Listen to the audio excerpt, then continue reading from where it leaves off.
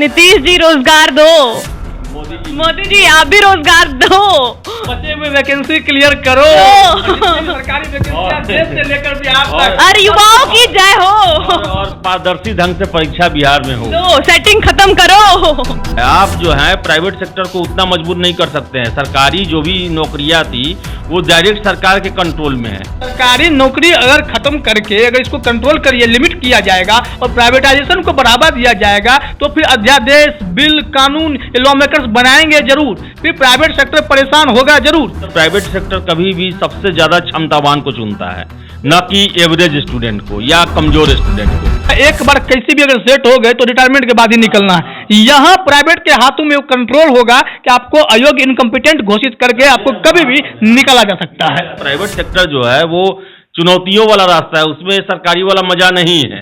नमस्कार, आप देख रहे हैं न्यूज पीआर और आप सभी का स्वागत है। बड़े दिनों बाद हमारा लटकता बिहार के एक और एपिसोड में, बहुत दिनों से हम आपको इस एपिसोड में नहीं मिल रहे थे तो हमारी भी व्यवस्था थोड़ी लटक गई थी। चलिए आज शुरू करते हैं लटकता बिहार का एक और एपिसोड, और आज हम बात करेंगे उस व्यवस्था के बारे में जिसके बारे में सबसे पहले हमने शुरुआत की और आज वो देश भर का टॉपिक बन चुका है, रोजगार। रोजगार की बात करेंगे और ये बात करेंगे कि ये ट्रेंड जो चल रहा है, मोदी रोजगार दो, आखिर वो है क्या और कहां से ये बातें निकली है, क्योंकि शुरुआत तो बिहार से ही हुई है और बिहार के छात्रों के द्वारा ही ये ज्यादा एफर्ट लगाया जा रहा है, जहां तक कि हमने ट्विटर पर और बाकी संख्याओं में लोगों को देखा है। तो सबसे पहले ये बताइए सर कि आपका इस ट्रेंड के बारे में क्या कहना है? बहुत अच्छी शुरुआत है ये। अगर देश में यह ट्रेंड शुरू हो जाए कि रोजगार चाहिए, चाहे राज्य से लेकर के देश तक की बात करें, सबने अगर युवाओं ने यह मांग कर दी, मतलब देश का युवा अब सही रास्ते पर आ गया है। अब वह न किसान आंदोलन, न ही किसी के मारपीट वाली खबर, इन सारी चीजों में देश उलझा रहता है कि एक का मर्डर कितने होते हैं देश में, लेकिन किसी एक मर्डर को इतना तूल दिया जाता है कि पूरा मामला घूम फिर के किसी एक मुद्दे पर केंद्रित हो जाता है। लेकिन असली मुद्दा क्या है कि युवाओं को रोजगार मिलना चाहिए। देश इसलिए चल रहा है क्योंकि युवा शक्ति है, और युवा शक्ति अगर सड़क पर दिखेगी तो जो फिर अलग अलग तरह के खबरें आपको देखने को मिलेंगी ही। बाकी भीड़ भाड़ जो भी खबर है वो सब अलग हटके है, तमाम मुद्दे अलग कर दीजिए, लेकिन बात अगर रोजगार की करेंगे तो रोजगार सबसे ज्यादा जरूरी है।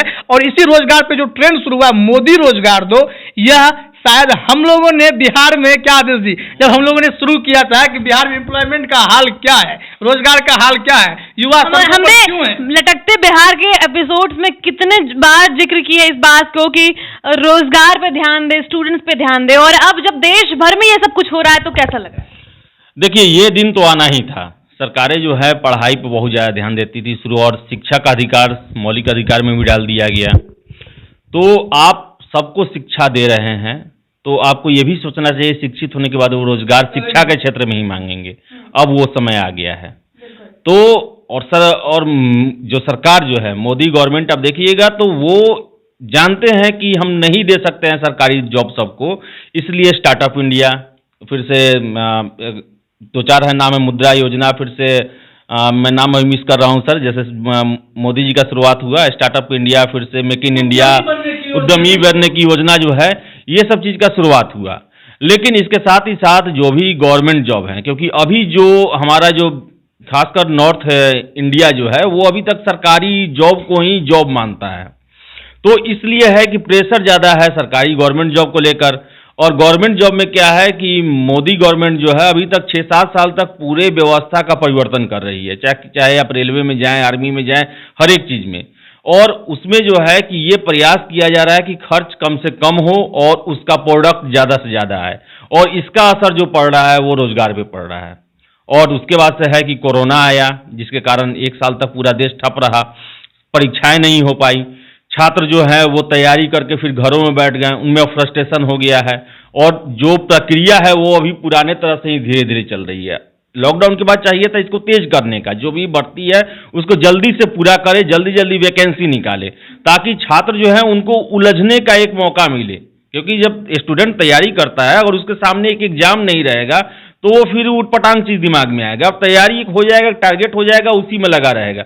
अभी वैसा कुछ नहीं हो रहा है, ऊपर से बजट में। हाँ, मैं बात आपने समस्याओं की गिना दी है, लेकिन हम लोग आज चाहते हैं कि यह मुद्दा जो है, अगर मोदी रोजगार दो ट्रेंड हुआ है तो बिहार से इसकी शुरुआत हमने शुरू में ही कई रिया ने भी बताया कि बिहार से, और हम लोगों की खबरें तो लगातार इसी मामले में जाती रही हैं। अब जरा देखिए कि जो रोजगार दो ये कहीं ना कहीं टारगेट कर रहा है कि सरकार हमारे लिए क्या कर रही है, सरकारी नौकरियां कितनी हैं, अगर जो नौकरियां हैं भी वो कितनी लटक जाती हैं, चाहे बिहार में हो शिक्षकों की बहाली हो या फिर किसी भी विभाग में हो, हर विभाग की बहालियों को बीएसएससी जितने भी आयोग बने सब आयोग का हाल खराब है। कोई 10 साल लटका रहा है, कोई 8 साल लटका रहा है, और किसी ने एग्जाम ले भी लिया तो उसमें पारदर्शिता जो है वो कितनी है उस पर सवाल है। ये सारे सवाल खड़े हो गए तो बिहार में युवा सड़क पे तो आए, लेकिन हुआ क्या कि जब केंद्र में एसएससी का रिजल्ट आया सीजीएल का, उसके बाद होने लगा कि वहां पे टैलेंटेड छात्र भी रोजगार से वंचित दिखे थे, बहुत अच्छा स्कोर किया है, वो भी सिलेक्टेड नहीं थे। अब उनके दिमाग में जो फ्रस्ट्रेशन है, जिस फ्रस्ट्रेशन की आप बात कर रहे हैं, वो फ्रस्ट्रेशन शुरू हो गया कि हमें रोजगार चाहिए। रोजगार किनसे मांगे? हमने जब वोट किया, हमने प्रधानमंत्री चुना, सीधे उन्होंने मोदी को रोजगार दो हैशटैग जो है वो ट्रेंड कर दिया। डिजिटल जमाना है, युवाओं का ये युग है और युवा जो है डिजिटल क्रांति लाना जानता है। तो ऐसे में युवाओं ने क्या किया, ट्रेंड शुरू कर दिया, या ट्रेंड हिट कर गया। हिट करके आप देखेंगे यूट्यूब चैनल्स हो, फेसबुक हो, हाँ, और ट्विटर हो, जितने सोशल मीडियम है सब पे ये चीज शुरू हो गया। तो ये ट्रेंड जब शुरू हुआ तो आवाज गूंजी और हम लोगों को भी अच्छा लगा कि यह बात जो है अब राष्ट्रीय मुद्दा बना है। और इसमें आप देखिए ये ट्रेंड करने का सिलसिला हर एक मामले पर होता है। किसान आंदोलन पर ट्रेंड हो जाता है, कहीं पे कोई मर्डर हुआ उस पर ट्रेंड हो जाता है, सब कुछ हो जाता है, लेकिन सही मुद्दे पर ट्रेंड हुआ। यह ट्रेंड जो है शुरुआत, ये पहली शुरुआत नहीं है, क्योंकि इस शुरुआत को दबाने के भी 1000 कोशिशें होती हैं आगे सीढ़ियां। हम ये बता रहे पिछले साल भी मोदी जी के जन्मदिन पर युवाओं ने प्लान बनाया था बेरोजगार दिवस मनाने का, कि हम लोग बेरोजगार हैं। देश का 65% युवा जो ग्रेजुएट बैठा हुआ है वो सब कह रहा है कि हमें रोजगार नहीं है, हम बेरोजगार हैं। तो ये बेरोजगारी दिवस मनाने की कोशिश हुई, वो मुहिम शुरू होती है, सप्ताह दिन के बाद वो डाउन भी हो जाता है। यही रोजगार तो देखिए ट्रेंड हुआ, इसके साथ साजिश हुई ना, मोदी गर्लफ्रेंड दो, मोदी बॉयफ्रेंड दो, ये किसने किया?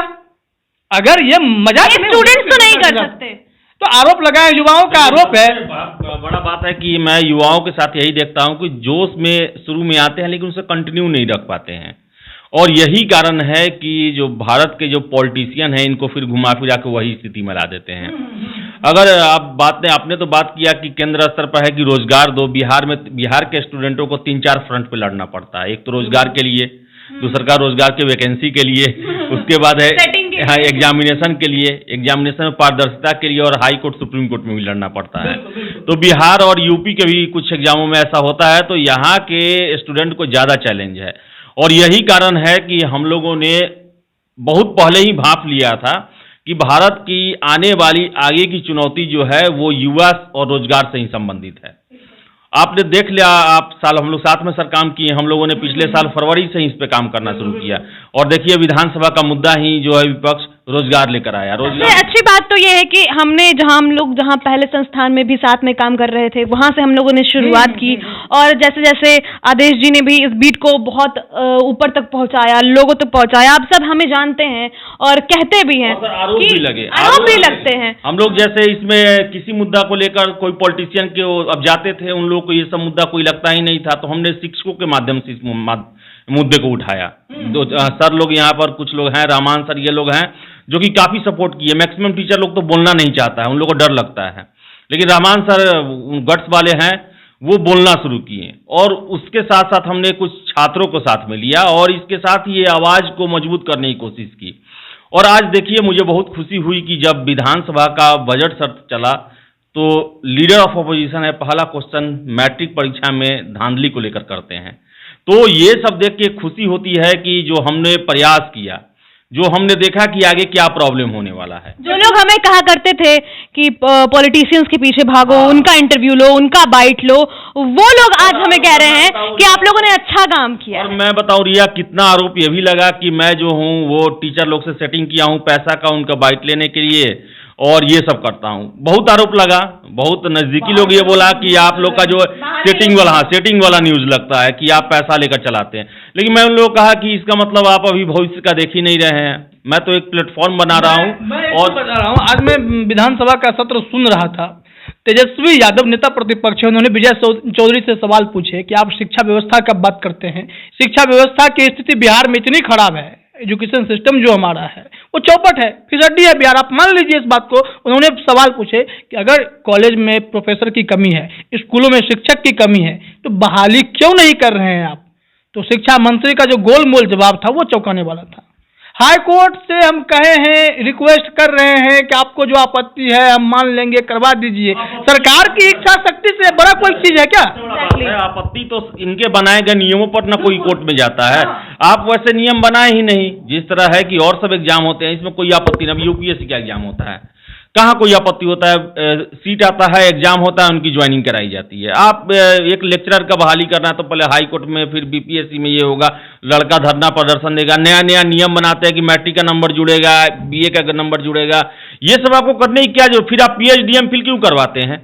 इसका तो कोई मायने ही नहीं है। अब किसी ने मैट्रिक में 3rd डिवीजन पढ़ाई पास किया, लेकिन उसके बाद में पढ़ाई पर वो सीरियस हुआ और वो पीएचडी तक किया, उसके बाद उसका मैट्रिक का नंबर, इंटर का नंबर आप जोड़ेंगे तब तो सीधे हुआ कि आपको ईमानदारी से भर्ती नहीं करना है। दूसरा बात, युवाओं की बात करते हैं। यहाँ के कॉलेज जो है, बिहार के हर एक कॉलेज यूनिवर्सिटी जो है, ईमानदारी से चेक किया जाए, ताला लगाने की स्थिति में पहुंच गए हैं वो लोग। जब प्रोफेसर लेक्चरर नहीं रहेंगे, आपकी क्लासेस सुनने चल रही हैं, बिहार काम कर सकते हैं कि लगभग जितने पटना यूनिवर्सिटी को छोड़कर यूनिवर्सिटी हैं, 90% स्कूल कॉलेज में फैकल्टी में 20 साल पहले क्लास चला होगा, उसके बाद से क्लास नहीं चला होगा। चला भी हुआ तो इक्का दुक्का चला होगा दिखाने के लिए, उसके बाद से कभी नहीं चला होगा। तो आप सोचिए कि आप जब हायर एजुकेशन नहीं देंगे तो आपके पास स्किल नहीं आएगा। जब स्किल वाले लोग नहीं आएंगे तो फिर आप सरकारी नौकरी के अलावा उनको कैसे एडजस्ट? और ये कहते हैं, गवर्नमेंट ने कल बजट में कहा कि हम हर जिले में skill centres, mega skill centres, आप 10th पढ़वाइएगा नहीं, 11th 12th पढ़वाइएगा नहीं, स्किल सेंटर डायरेक्ट पहुंचवा के ग्रेजुएट करवा दीजिएगा क्या? कहा गया पंचायत स्तर तक में भी ये करने वाले। आप जरा सोचिए आदेश जी, मैं भी कई कॉलेज के बारे में जान रहा हूँ जहां पर सरकार ने कुछ पैसे खर्च किए, कंप्यूटर दिए कि भैया कंप्यूटर हम दे रहे हैं, बच्चों को ट्रेनिंग दीजिए। वो कंप्यूटर का श्री गणेश नहीं हो सका, वो धूल पंखा रह गया, वो बंद लौट जाता है, खराब हो जाता है, वो चला जाता है। तो कैसे सुधार होगा जब स्किल आप डेवलप नहीं कर पाएंगे युवाओं का? और जो युवा मान लीजिए कि उनका स्किल फिर भी ग्रेजुएशन के बाद, अगर आपके सिस्टम में है कि ग्रेजुएशन करने के बाद सरकारी नौकरी की तैयारी करनी है, वैकेंसी निकालनी है, तो आपकी मंशा तो साफ ही नहीं है। आपकी मंशा ये है कि वैकेंसी निकाल तो देनी है, लेकिन इसको अंजाम तक जाने ही नहीं देना, 7 साल बाद पहुंचाना अंजाम में। देखिए, इसके बाद 10 साल चला जाए। बात यह है कि अब जो है स्टूडेंट पढ़ा लिखा हो गया है, और दूसरी बात है उनको सबसे बड़ा एक ब्रह्मास्त्र मिल गया है सोशल मीडिया, जिस पर अपने अभिव्यक्ति को आप बता सकते हैं। तो अब ज्यादा दिन बेवकूफ नहीं बनाया जा सकता है किसी को। अब ये 19 लाख 20 लाख जो दावा किया गया है, अगर ये नहीं देंगे तो इन लोगों की बहुत दुर्गति होगी, या देने नहीं, 5 साल बाद कोई नहीं मांगेगा। अब जो है हर एक साल उसका ये होगा, डिमांड होगा। अभी आप ही देख लीजिए सर, जितना युवा सरकार से जितना खफा है, चाहे राज्य सरकार हो चाहे केंद्र सरकार हो, क्योंकि इनकी कार्ड प्रणाली जो है, जो युवाओं को दिशा देने वाली नहीं है। अभी आप देख लीजिए बिहार में ही पूरे बजट में नल जल के लिए कितना पैसा होगा, क्या होगा, जरूरी है, ठीक है, अच्छी बात है, हाँ शौचालय, लेकिन एक शब्द भी इसमें ये नहीं बोला गया कि हम परीक्षाओं को समय पर लेंगे, हम परीक्षा में पारदर्शिता लाएंगे, हम हर एक साल इतना वैकेंसी देंगे, हम कैलेंडर को मेंटेन करेंगे। ये सब चीज, ये बजट है। क्योंकि आप जब तक स्किल्ड और जो युवा जो नया, आप जब तक एनर्जी नहीं लेंगे, आप अपने डिपार्टमेंट में नए लोगों को नहीं भरेंगे, नए सोच को नहीं भरेंगे, तब आप कैसे सोच रहे हैं कि आप उसको बहुत फास्ट ग्रो करा सकते हैं? का अंदाज सुनिए, मैंने बैक टू बैक 2 वीडियो इस पे किए थे। मुख्यमंत्री से कल भी पूछा गया कि सर मैट्रिक पेपर जो लीक हो रहे हैं, प्रश्न पत्र जो वायरल हो रहा है, उसकी खबरें कोई पत्रकार दे रहा है तो उस पर केस हो जा रहा है, ये क्या हो रहा है? मुख्यमंत्री का कहते हैं मुझे जानकारी नहीं है इस मामले, आप तो जानते ही, हम तो बिहार विधानमंडल में व्यस्त थे, बाहर निकले हैं, अब हम पता कराएंगे, लेकिन हमारी तरफ से कही गई थी कि जो पेपर लीक हो रहा है उसके बारे में सही जानकारी हमको अवगत कराएं, तो वो उन्होंने पल्ला झाड़ा। दूसरी बात देखिए, जब नेता प्रतिपक्ष तेजस्वी यादव इन सारे मुद्दों को उठाने लगे कि पेपर लीक हो रहा है, बहाली प्रक्रिया स्लो है, जो युवा सड़कों पर हैं, इस पर आप क्या कर रहे हैं, तो इनके बारे में किसी अन्य कार्यक्रम के जरिए या मीडिया के सामने नीतीश कुमार क्या करते हैं? ये लोग अनपढ़, हाँ, इनको कुछ आता नहीं है, खुद यहाँ रहता नहीं है, लोगों से संपर्क में है नहीं, और सलाहकार रखे हुए हैं, अंड बंड संड जो है वो लिखता रहता है। मतलब कोई अगर मुद्दे की बात करता है तो नीतीश कुमार भड़क जाते हैं, कोई उनसे काम का सवाल पूछता है तो भड़क जाते हैं। एक बार वो खुद आगे बढ़ के क्यों नहीं करते हैं? 20 लाख रोजगार की बात अगर आपने की है, उसका रोड मैप क्या है, उसका वो प्लेटफॉर्म कैसा होगा, कैसे आप इस चीज को करेंगे, कितने सालों बाद ये 20 लाख रोजगार आप दे पाएंगे? सरकार के पास तो, केंद्र सरकार तो 1 लाख रोजगार की बात करती है कि 1 लाख रोजगार हमारे पास फिलहाल है, उनके सिस्टम में जो बताता है। वैसे तो वो भी 5 करोड़ 10 करोड़ रोजगार की बात करते हैं, लेकिन वो जो फैक्ट दिखाता है तो 20 लाख रोजगार, उसका रोड मैप क्या है, नीतीश कुमार ने कभी क्लियर नहीं किया। जो वर्तमान वैकेंसी, जो 4.5 लाख वैकेंसी खाली है बिहार सरकार में, उसको लेकर के सरकार कभी कुछ क्लियर करती नहीं है। वैकेंसी कब क्लियर हो जाएगी? जब बातें आती हैं कि वैकेंसी कब होगी, जब सुप्रीम कोर्ट तक मामला पहुंचता है, जब बिहार पुलिस के डीजीपी को, चीफ सेक्रेटरी को, सबको फटकार पड़ने लगता है, तब कहा जाता है कि नहीं अब वैकेंसी जो है करवाई जाएगी। तो ये वैकेंसी शुरू होती है तो धांधली शुरू हो जाती है। सिपाही परीक्षा हो तो गड़बड़ियां शुरू हो गई, दरोगा परीक्षा हो तो गड़बड़ियां शुरू हो गई। आरोप पे आरोप, युवा करे तो क्या करे, तो मोदी रोजगार तो ट्रेंड होगा ना। फिर उसके बाद भी सर देखिए कि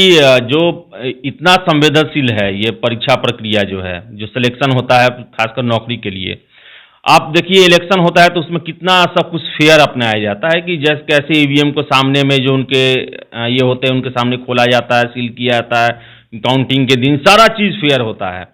लेकिन आप यहाँ के परीक्षा का देखिए, अभी मैं कल ही हम लोगों ने आपने वीडियो किया था, जो दरोगा आयोग है, जो स्टूडेंट कॉपी, कार्बन कॉपी नहीं देती है, प्रश्न पत्र नहीं देती है, फिर से आंसर शीट जारी नहीं करती, आरटीआई का जवाब भी नहीं दिया जाता है। आप इतना स्वेच्छाचारी बन के एकदम लगता है कि ऑल इन ऑल पावर मेरे हाथ में है और ये मेरे गुलाम हैं, जिसको हम चुन लेंगे वही नौकरी करेगा। तो ये जो पैटर्न है अभी यही दर्शाता है कि अभी भी ब्यूरोक्रेसी और यहाँ की सरकार जो है वो अंग्रेजियत उनके दिमाग से नहीं गया है, अंग्रेजी शासन का ही सारा कुछ उनके दिमाग में चल रहा है, वो बदलना होगा। और ये जो ट्रेंड 25 तारीख को चल रहा है, ये एक मैसेज है, अलर्टिंग है सरकार के लिए। मोदी जी को भी 6 साल देख लिया लोगों ने, वो बात की है कि हम जो है चेंज कर रहे हैं, एक व्यवस्था आती है दूसरी व्यवस्था बनती है तो समय लगता है।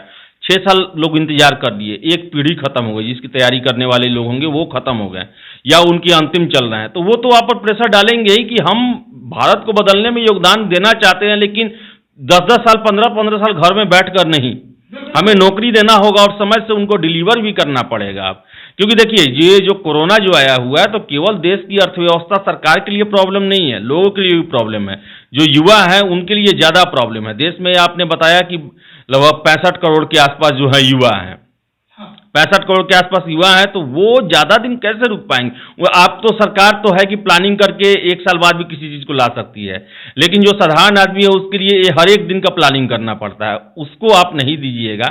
तो ये ट्रेंड अभी कंप्यूटर पर है, हो सकता है कल सड़कों पे भी आ जाए। बिल्कुल सोशल मीडिया पर ये ट्रेंड होना मुझे बहुत अच्छा लगा, लेकिन इसमें जो साजिश करता है रिया, उस पर आप बोलिए। बिल्कुल साजिश ये है कि युवाओं का आरोप है कि जानबूझकर उनके इमेज को मलाइन करने के लिए और डिफेम करने के लिए युवाओं को यह आईटी सेल्स के द्वारा ट्रेंड करवाया जा रहा है, हैशटैग मोदी गर्लफ्रेंड दो, मोदी बॉयफ्रेंड दो, सो दैट कि मजाक बन के रह जाए, हैशटैग मोदी रोजगार दो, जो ट्रेंड वो लोग चला रहे हैं वो मजाक बनकर रह जाए। देखा कि कुछ खबरें इस हेडलाइन से चल रही हैं जो थोड़ा सा दुखद है, ऐसे नहीं चलना चाहिए। सुबह युवाओं ने कहा मोदी रोजगार दो, शाम तक गर्लफ्रेंड पे आ गए। अगर इस तरह का कोई हेडलाइन लिखता है तो ये फिर युवा तो सीरियस था ना, ये तो फिर डिफेम करना होगा कि मीडिया वाले भी अब उन्हें डिफेम कर रहे हैं। ये हमारा दायित्व नहीं है, हमारा दायित्व है जो सही है उसको दिखाना। हमने भी सुबह में ये खबर दिखाई थी कि कैसे ये भी ट्रेंड चल रहा है, लेकिन बाद में मैंने जब कमेंट्स पढ़ने शुरू किए और भी एनालिटिक्स लिए, रिसर्च किया, तब पता चला कि युवाओं का आरोप है कि ऐसा हम लोगों के द्वारा नहीं करवाया जा रहा है, ये किसी सेल के द्वारा ऑपरेट करवाया जा रहा है। मैं बता दूं, जब भी कोई बड़ा ये चलता है तो उसमें कुछ लोग आते हैं व्यवधान डालने वाले। ऐसा नहीं है कि सरकार ही करवाती है, और सरकार को रुकवाना रहता तो कोई दूसरा ये करवा कर ट्विटर को ही धमकी दे देती, जिस तरह किसान आंदोलन के समय में बहुत लोग के बैन किए गए। तो सरकार के लिए ये सब कोई दबाना बहुत बड़ा चीज़ नहीं है। इसमें है कि कुछ लोग मजा लेते हैं जिनको नौकरी नहीं करना है, या फिर जिनकी नौकरी हो गई है, या फिर ये भी हो सकता है, या फिर कुछ वैसे लोग होते ही हैं जो कि आजकल मोबाइल कंप्यूटर का जमाना है, जो कि ये अंट संट जो काम करना कहा, ये भी हो सकता है कि दोनों के इमेज को मलाइन करने की कोशिश की जा रही हो कि गवर्नमेंट तुम्हारी नहीं सुन रही, गवर्नमेंट तुम्हारे लिए ये कर रही, जानबूझकर खिलाफ भी करवाया जा रहा हो। सरकारी सेक्टर में जितने भी जॉब्स होंगे, अगर उसका आकलन कर लिया जाए, आंकड़े निकाल लिए जाए, उसको वैकेंसी को फुलफिल करने के लिए कितना वक्त लगेगा, सरकार को स्पष्ट कर देना चाहिए, चाहे राज्य सरकार की नौकरियां हो चाहे केंद्र सरकार की नौकरियां हो। इसके बाद दूसरा मामला जो आदेश जी आता है, हम लोग जब चर्चा कर रहे थे एक बीच में कि प्राइवेटाइजेशन की जो बात आ रही है कि जो सेक्टर्स, जो सरकारी सेक्टर, जो PSUs थे, जो पब्लिक सेक्टर की यूनिट थी, उन सबको जो है इधर क्या कर दिया रहा है, विनिवेश भी किया जा रहा है, डिमोनेटाइज करने की बात हो रही है। और ये जो बात है प्राइवेट सेक्टर में जाने की बात है, सरकारी बैंकों को प्राइवेट करना या रेलवेज को प्राइवेट करना, एयरपोर्ट को प्राइवेट करना, कि ये प्राइवेट हाथों में दे देते हैं ये, ताकि ये मशीनरी जो है सही से काम करे। अब यहाँ बात आती है वैकेंसीज की। यहाँ पे सीन क्या होगा, देश आरक्षण, बेरोजगारी, इन दो मुद्दों पर हमेशा चर्चा करता है, लेकिन वह चर्चा जोर पकड़ने से पहले ही दबा दी जाती है, क्योंकि आरक्षण पे बोलने की हिम्मत किसी सरकार के पास नहीं है।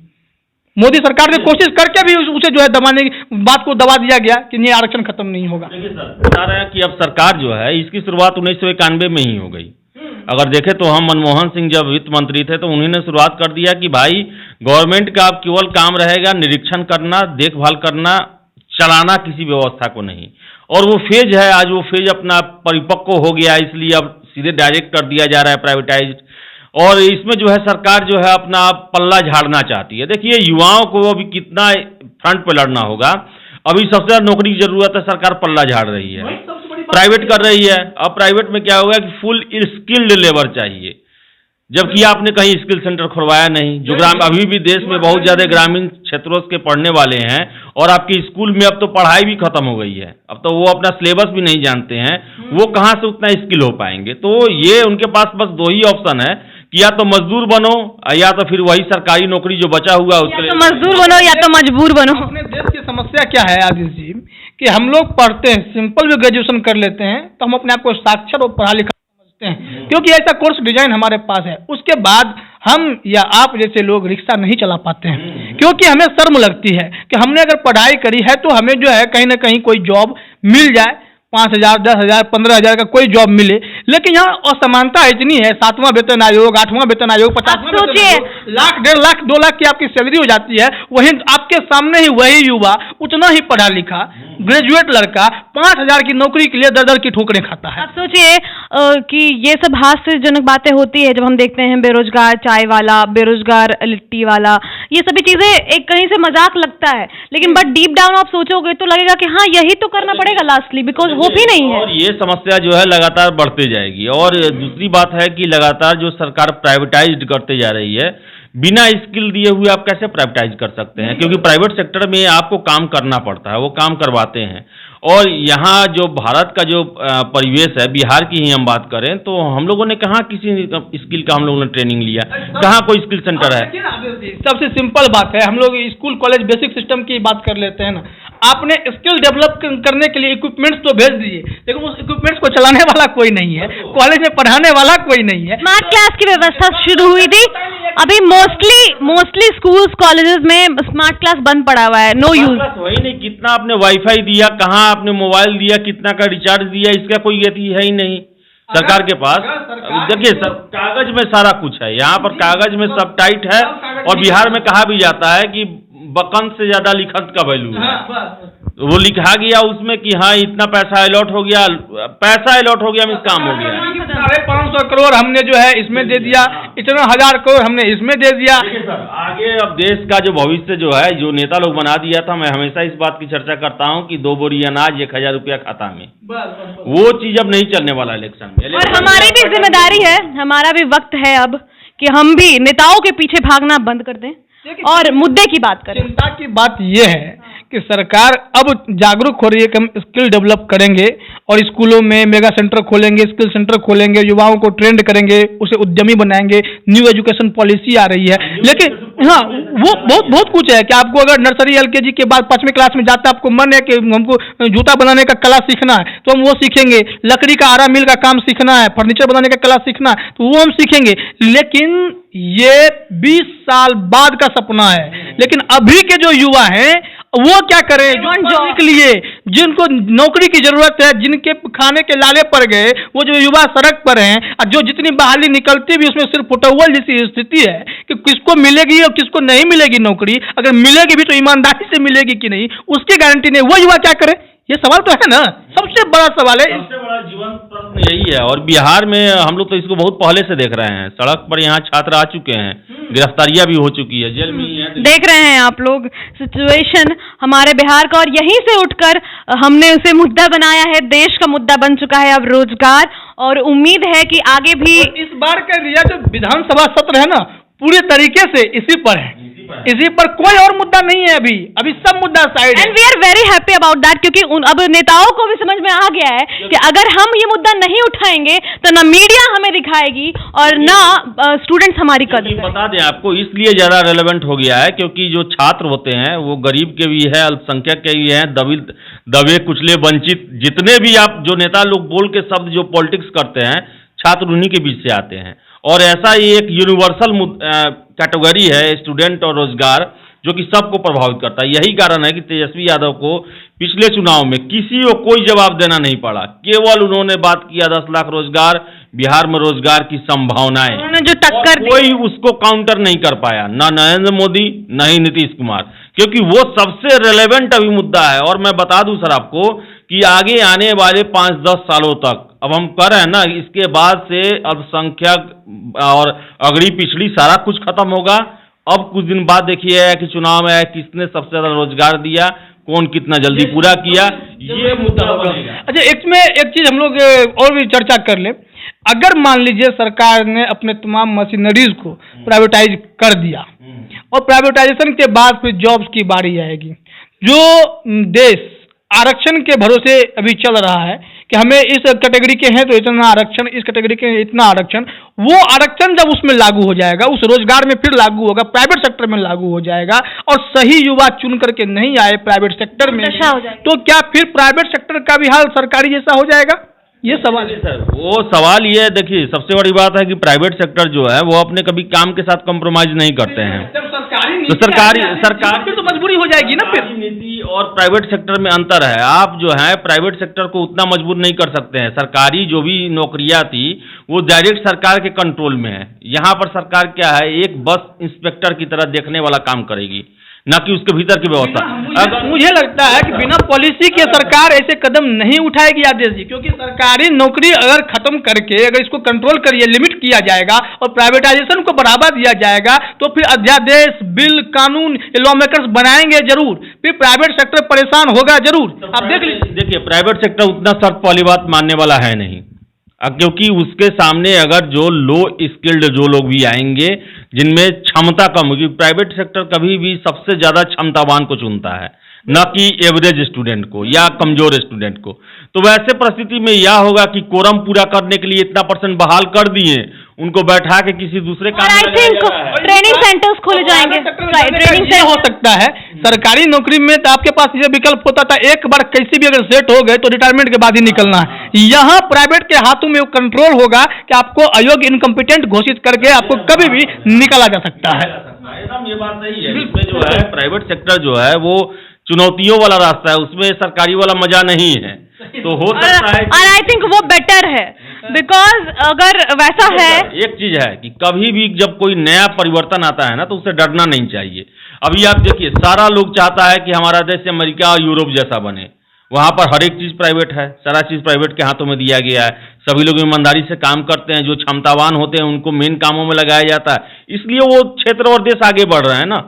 तो हमें सपना वैसा चाहिए, लेकिन नहीं करेंगे, ये दोनों पर आप नहीं चल सकते हैं, काम आपको करना पड़ेगा। बिल्कुल बिल्कुल। कुल मिला के वर्तमान में अगर यह देखा जाए, प्राइवेट सेक्टर थोड़ा दूर का सपना हम लोग देख रहे हैं, लेकिन वर्तमान में जो युवाओं का मुद्दा है, मोदी रोजगार दो, हम कहते हैं नीतीश जी रोजगार दो, ठीक है, तेजस्वी जी आप भी रोजगार पर बोलते रहो, तो ये जरूर। और ये भी कहेंगे कि हम आज बहुत प्राउड फील कर रहे हैं कि हमने अपने माइक फालतू मुद्दों के लिए नहीं उठाए हैं।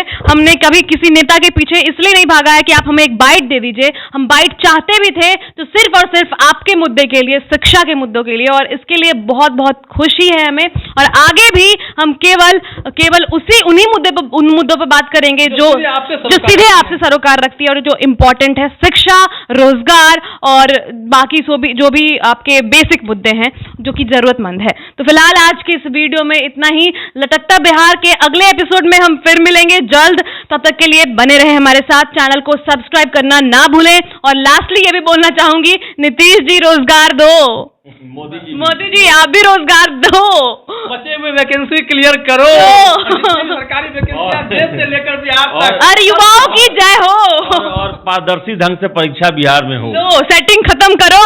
बहुत बहुत धन्यवाद।